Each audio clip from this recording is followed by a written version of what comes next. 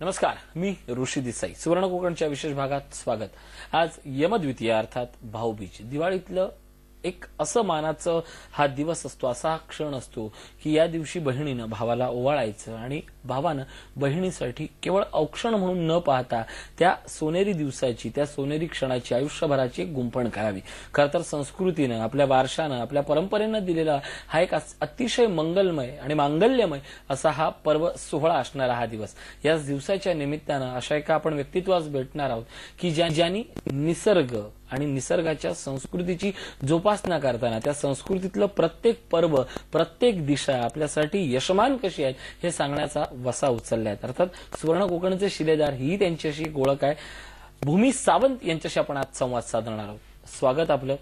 खरं तर सुवर्ण कोकणच्या निमित्तानं आपण अनेक शिलेदारांची भेटत असतो. आज भाऊबीजेचा दिवस आहे. खऱ्या अर्थाने एक स्त्री म्हणून तुम्ही माझ्यासमोर आहात, पण मी एक बहीण म्हणूनही तुमच्याकडनं ज्यावेळी बोलताना, हा संवाद साधताना ज्यावेळी विचारेन, एक स्त्री म्हणून, बहीण म्हणून काय अपेक्षा असते या सणांकडनं, आपल्या कुटुंबाकडनं आणि आपल्या भावाकडनं?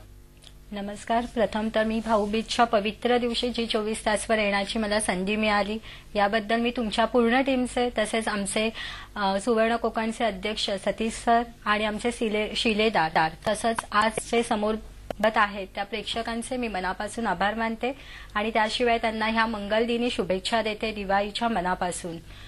मला असं वाटतं की प्रत्येक भावाने, आज जग खूप बदलत चाललंय, युग बदलत चाललेलं आहे. आज परंपरा आपण जोपासतो आहोत महाराष्ट्रामध्ये की आज आपण सगळे सण, सगळे नवीन तरुण मुलं सुद्धा अतिशय आनंदाने हे सगळं साजरे करत असतात. पण एक बहीण म्हणून मी अशी इच्छा माझ्या भावाकडून मागेन की आजपर्यंत आपण खूप नोकरी केली किंवा नोकरी ह्याच्यामध्ये उतरलो, पण आज प्रत्येक भावाने नेहमीच भाऊबीज साजरी करावी. आज देवाणघेवाण हा एक अविभाज्य घटक जरी झाला असला की भाऊबीजच्या दिवशी आपण औक्षण केलं की बहिणीला ताटात काहीतरी ठेवायचं, हा एक अविभाज्य घटक जर सोडला तर आज प्रत्येक भावाने आपल्या बहिणीला असं काहीतरी द्यायला हवं की रोजच भाऊबीज साजरी झाली पाहिजे. आज नोकरी सोडून त्यांनी उद्योगात उतरलं पाहिजे. प्रत्येक वेळेला असंच होतं की मराठी माणूस कुठेतरी उद्योगात मागे पडतो. आपण काय करायचं इथपासून आपले विचार सुरू होतात आणि तेच महत्वाकांक्षेला कुठेतरी छेद देतात. पण मी एक बहीण म्हणून असं सांगेन की माझ्या भावाने नक्कीच व्यवसायात उतरावं आणि एक आपल्या संधीचं सोनं करावं. जसं आज प्रत्येक वेळेला असं म्हटलं जातं की मराठी माणूस कुठेतरी मागे आहे, तर मागे न राहता नेहमीच तो चारी दिशांनी पुढे यावं असं मला मनापासून वाटतंय. नक्कीच भूमिताई, खरं तर तुमचं नाव भूमी आहे, म्हणजे मला तर तुम्हाला पंचमहाभूत का म्हणून हा प्रश्न आहे. कारण अष्टदिशा आणि संपूर्ण या सगळ्याचा आपला एक सुंदर असा अभ्यास आहे. तुमचा तो व्यवसाय आहे, म्हणजे केवळ इंटेरियर, त्याबद्दल वास्तुशास्त्र आणि या सगळ्याची मांगल्यमय रचना. तुमची ओळख उद्योजिका म्हणून कशी करून द्याल तुम्ही? मी प्रथम तो उद्योजिका म्हणून माझी स्त्री म्हणून ओळख करून देईन, कारण स्त्री असल्याचा मला खरोखर अभिमान आहे. आज देवाने किंवा निसर्गाने आपल्याला स्त्रीमध्ये अतिशय नवनिर्माण करण्याची किंवा निर्मिती करण्याची शक्ती बहाल केली आहे. एक गर्भ असो किंवा नवीन उद्योजिका असो किंवा नवीन स्तरावर आज पोचलेली स्त्री असो, प्रत्येक स्त्रीमध्ये एक निर्मिती करण्याची क्षमता आपल्याला देवाने दिलेली आहे आणि त्याचा परिपूर्ण लाभ स्त्रीने घेतला पाहिजे. प्रथम तर तिने स्वतःमधली शक्ती ओळखायला पाहिजे आणि तिथपासूनच आपली स्त्रीची खरी ओळख होते. मी स्वतः एक इंटिरियर डिझायनर आहे, असं तुम्ही सांगितलंच आहे. एक मी वास्तुतज्ञ आहे आणि वास्तुशास्त्राच्या अनुषंगाने जे काही अभ्यास आहे, ज्योतिषशास्त्र, अंकशास्त्र, रेखी, क्रिस्टल थेरपी, लोलक विद्या, त्याशिवाय अशा सगळ्या रत्नशास्त्र, असे सगळे अभ्यास माझे झालेले असून आता मी वास्तुशास्त्रामध्ये PhD करत आहे महर्षी वैदिक भवन उदयपूर येथून. त्याशिवाय एक आज मी नाही म्हणता 2.5 वर्ष ह्या व्यवसायात आहे.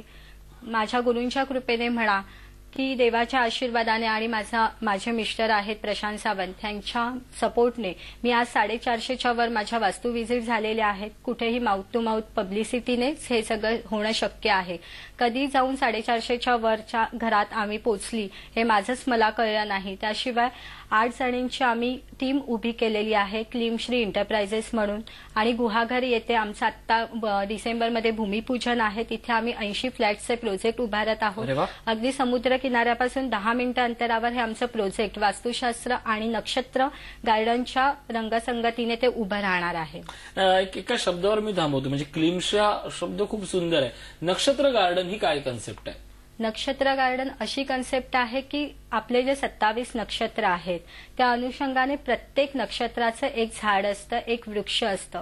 त्या झाडाखाली बसून जे काही आपण साधना करतो किंवा त्या झाडातून आपल्याला जे काही व्हायब्रेशन मिळतात त्याने आपली एनर्जी लेवल खूप चांगल्या रीतीने वाढत असते. एनर्जी आपण कधीही नाश करू शकत नाही किंवा क्रिएटही करू शकत नाही, पण एनर्जी रूपांतरित करण्याचं कार्य निसर्ग जसं करत असतो तशीच ही नक्षत्राची झाडंही आपल्याला करत असतात.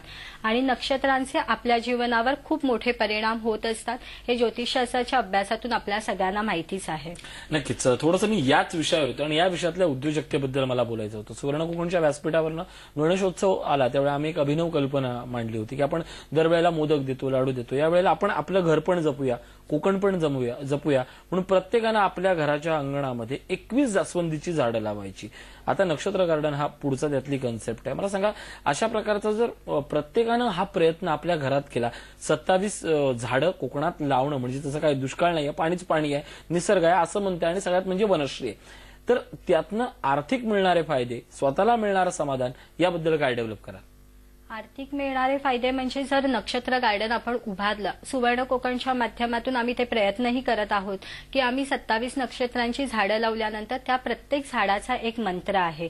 तो जर मंत्र लावला आणि त्या झाडाखाली बसून जर ते आपण त्या मंत्राची अंक आहे, अंकशास्त्रानुसार प्रत्येकाच्या राशीनुसार जर त्या मंत्राचा आपण जप केला तर आपल्याला खूप चांगल्या रीतीने अनुभवता येतात. हे थोडंसं आध्यात्मिक लेवलकडे मी वळते आहे, पण आध्यात्मिक आहोत आपण, महाराष्ट्रात ही संस्कृती जपली जाते म्हणून आपण नक्षत्रांच्या झाडांचा नक्कीच विचार करू शकतो.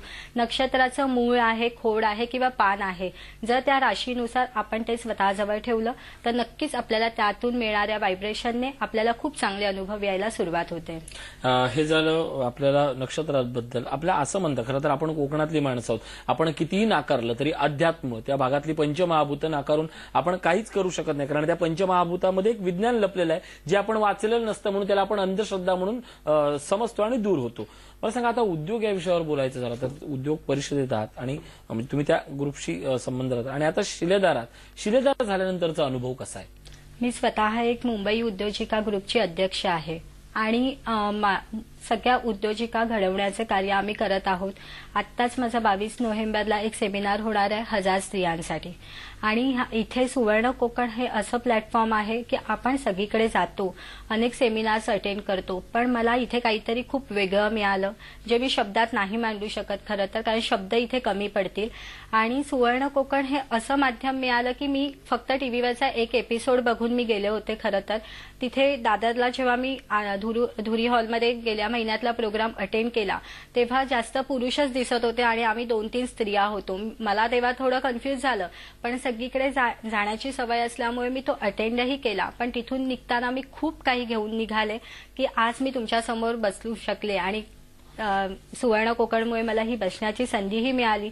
अनेक सेमिनार्स आपण अटेंड करतो, तिथे आपल्याला फक्त मोटिवेशन मिळत असतं की तुम्ही उद्योजक कसं बनाल किंवा तुम्ही चेहऱ्यावर हावभाव कसे आणा, तुम्ही कपडे कसे घाला, हे सगळं शिकवण्यासाठी आज अनेक ब्रांचेस उभे आहेत. पण सुवर्ण कोकण आपल्याला फक्त हात धरत नाही तर हात धरून पुढे चालण्याची हिंमत देतं, एक उद्योजक घडवतं असं मला वाटतं. म्हणजे मी सतीश सरांकडे बघून असंच म्हणेन की देव पाहिला नाही पण देव पाहिला सतीश सरांच्या रूपात. क्या बात आहे. खरं तर असं असतं की यशाचे मार्ग दाखवणारे नकाशे, आराखडे किंवा मॅप्स खूप असतात, पण त्या वाटेवरनं हात धरवून चालणारी चळवळ फार कमी लोक करत असतात. ही चळवळ म्हणजे केवळ एका व्यक्तीची नाहीये, ही चळवळ आहे तुमच्यासारख्या असंख्य उद्योजकाची. स्वतःला आयुष्यात पुढे जायचं आहे, माझ्यासोबत मी जातोय, माझ्यासोबत तू राहू नको, माझ्या मागे राहू नको, तू आणि मी मिळून आपण पुढे जाऊया अशी सांगणारी सगळी चळवळ आहे. भूमिताई, ज्या पद्धतीनं आपण पहिल्या सेगमेंटमध्ये बोललो की स्त्रियांमध्ये एक प्रचंड काम करण्याची ताकद असते, विशेषतः सुवर्ण कोकण चळवळ, उद्योजिका, या दोन प्रवाह लक्षात घेता माझा प्रश्न असा असेल की कोकणातले बहुतांशी जो तरुण वर्ग आहे, जो पुरुष वर्ग आहे, तो कामधंद्याच्या निमित्तानं मुंबईत असतो. असंख्य असा वर्ग आहे जी फॅमिलीज अशा आहेत की ज्यांचा स्त्री वर्ग हा कोकणात असतो.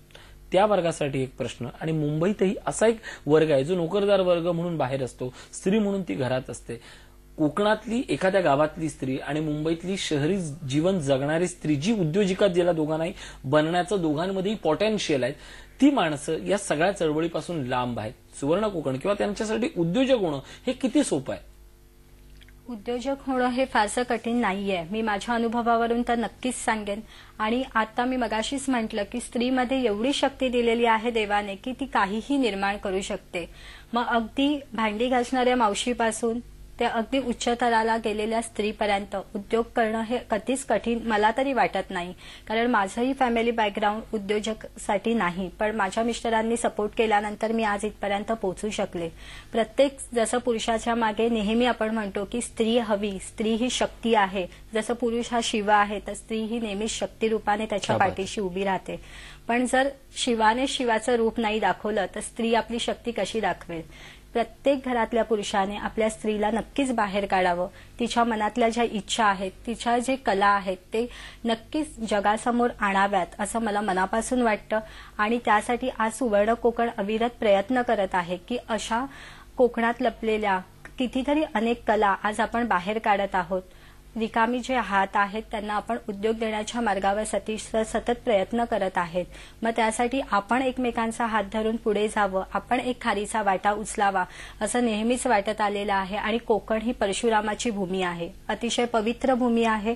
आणि तिथे निसर्गाने काय देवाने भरभरून सर्व दिलेलं आहे. मग तिकडच्या स्त्रीमध्ये जे लपलेलं आहे ते आपण नक्कीच शोधण्याचा प्रयत्न करू आणि सुवर्ण कोकणच्या माध्यमातून तिकडच्याही स्त्रियांना उद्योजक म्हणून आपण घडवायला नक्कीच मदत करू.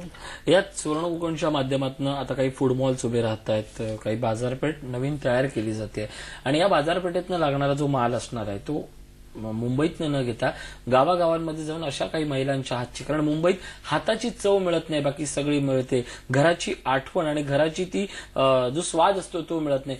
तो स्वाद आपण त्यांच्यापर्यंत पोहोचवतो. या उपक्रमात जास्तीत जास्त महिलांनी सहभागी होण्यासाठी काय आवाहन कराल?